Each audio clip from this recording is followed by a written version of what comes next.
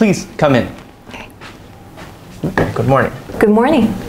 My name is Aaron. What is your name? My name is Phạm Bích Như Quỳnh. And what can I call you? You can call me Quỳnh. Thank you. Where are you from? I'm from Hanoi. Can I see some identification, please? Here you go. Thank you. Okay, thank you. Let's begin.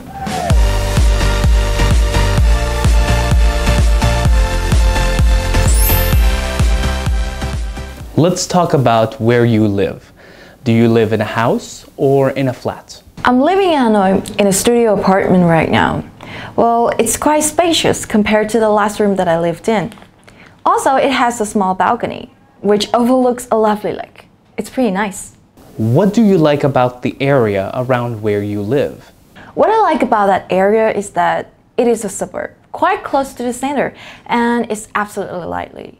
You know, I think it's also a handy place to live too because there are many grocery stores and a busy market. But at night, the place becomes really tranquil, and that's just what I need after a long, tiring day at work. Are you planning to move to another area to live? Well, recently I visited Ho Chi Minh City to see some of my relatives, and that's the most amazing city that I've ever been to, apart from Hanoi. So perhaps I would love to move there someday, you know, to change it up a little bit. Now, let's talk about fashion. Do you care about fashion? Well, of course, I am fashion conscious. I follow a lot of fashion accounts on Instagram, not to mention tons of fashion shops as well. I must say that I am always aware of what I'm putting on, you know. Sometimes it takes me like hours to decide what I'm going to wear. What kind of clothes do you usually wear? Well, it depends on what I'm doing really. If I go to work, I would wear something casual like shirts or jeans. If I hang out with my friends, putting on a dress wouldn't be a bad choice, right? And if I stay at home, I just wear something comfortable like t-shirts or shorts. Where do you usually buy your clothes? I used to go to trendy shops when I was a student, but now since I have to work and I have little time for shopping, I just go to a shopping center or department store and just get everything from there. Have you ever bought clothes online? Yes, of course. As I mentioned before, I'm all swamped with work right now, so browsing online to shop is very convenient and I can have all my clothes shipped directly to my house. What is your favorite item of clothing? Well, that's a tough question. I think it also depends on the weather. If the weather is kind of hot, it would be perfect if you put on a sundress with flutter printed pattern on it. And if the weather gets a bit chilly, I would definitely go for a long wool coat, which is stylish yet functional. Do people from your country think fashion is important?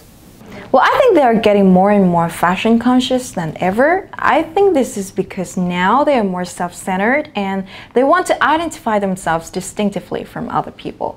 So they kind of choose to express themselves through the way they dress.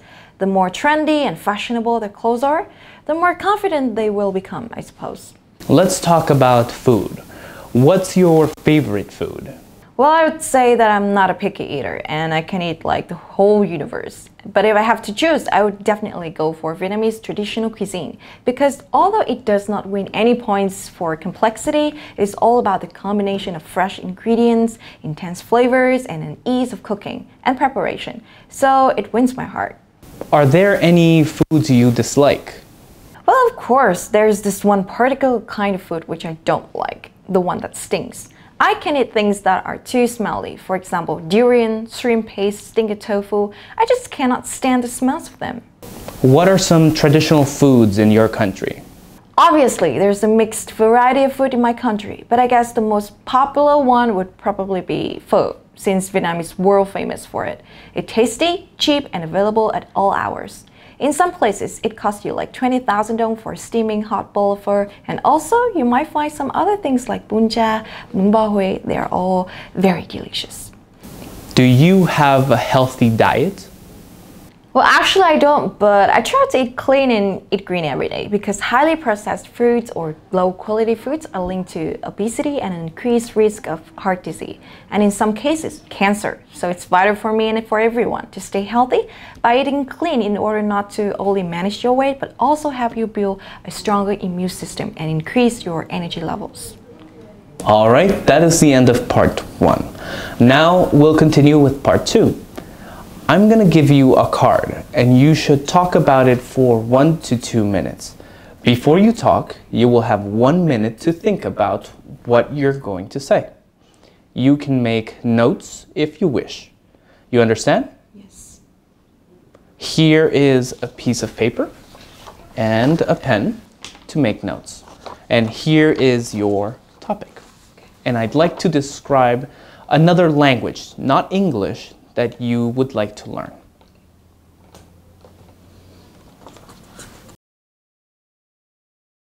Well, I must say that I'm a language geek. I mean, I've learned 3 languages so far, but there's this language I've always wanted to learn for so long, which is Korean.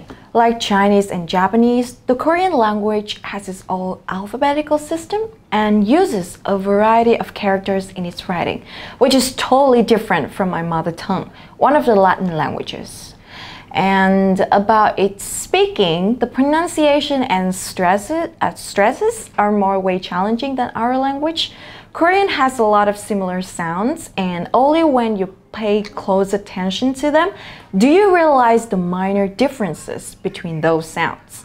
So I guess it's going to be kind of a big deal when I learn how to speak Korean, because I really can't tell the distinction.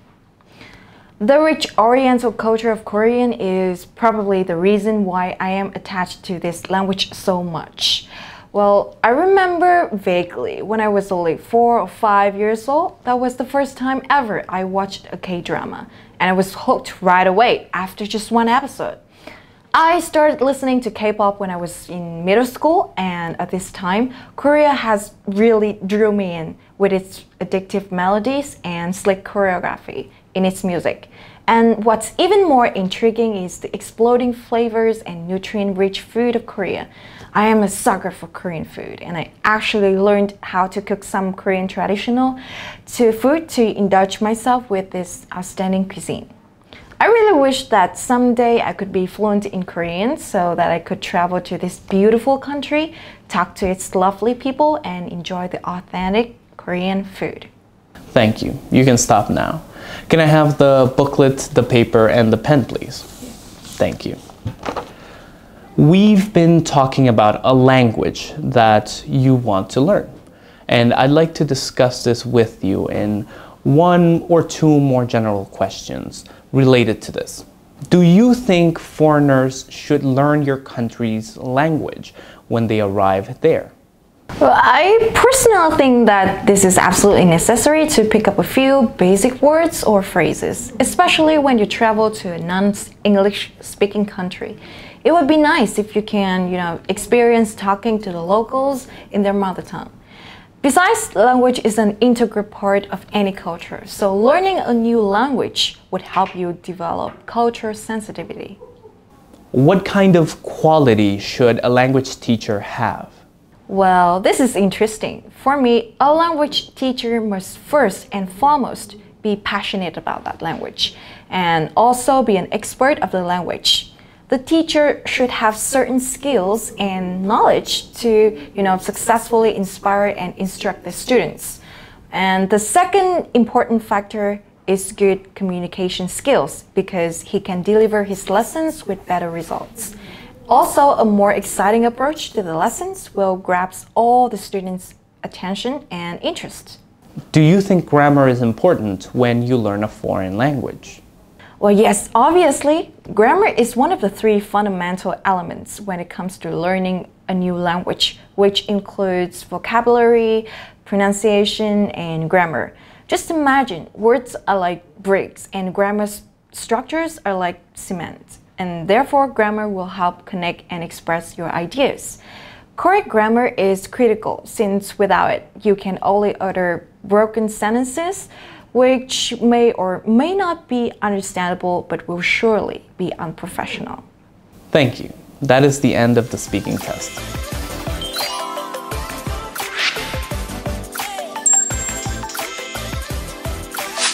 IELTS Fighter, trung tâm luyện thi IELTS số 1 Việt Nam.